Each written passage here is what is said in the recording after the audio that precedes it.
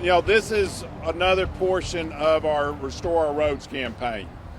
This road system right here runs at capacity from 4 to 5 in the afternoon. You slow down if you're going towards the west, back towards Decatur. When you come in the morning, if you're coming from Decatur or coming from Athens on this roadway, you slow down as you come in. We had plans in place to widen the road, to give it more capacity, and those plans have been put off 5 to 7 years.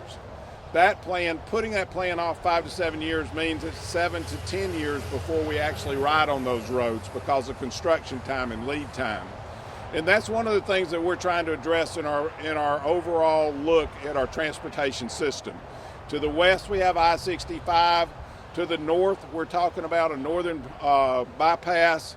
To the north, we're also talking about Maston Lake overpass. To the south, we're talking about Bird Springs Lily Flag overpasses. To the south, we're talking about Hobbs Road, which is a southern bypass for the city. And then all the way to the east, we're looking at the end of I-565. Well, the whole roadway is what is our whole transportation plan, not just for Huntsville, but it's for the whole North Alabama area. It services South Tennessee, it services Scottsboro, it services Albertville, services the Sand Mountain area, and services Decatur, Athens, and even as far as Florence. That road system is important because we are an economic center. We have jobs. We have 60,000 people come in every day to work in the city of Huntsville who have to go back to their homes at the end of that time. And to get here and to get back is part of our economic development. It's part of our quality of life. It's one of the things that makes our area so important.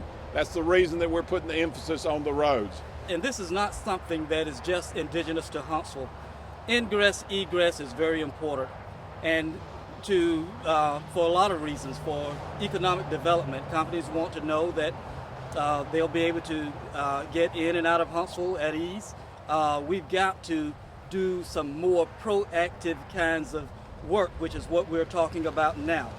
Not waiting until 5 or 10 years out, but actually getting this project started so that we'll be able to ride on those roads within the next 7 to 10 years. So we certainly want everybody to know that we're working hard at trying to get this accomplished. The mayor is working hard, as well as our council and other local leaders here in Huntsville and Madison County.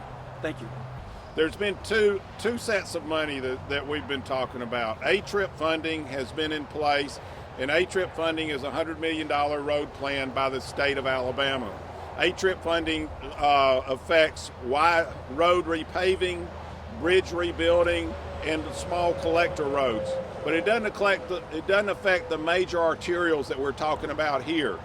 The Alabama Department of Transportation federal highway funds are what affect these major arterials, and that's what we're working on throughout our process of having these numerous press conferences talking about the needs for roads in North Alabama. The needs for roads is an educational process. It's to educate our citizens, but also to educate the state legislature, the state of Alabama, the governor's office, and the Department of Transportation. All that ties into the major plans of what we need for the Huntsville area.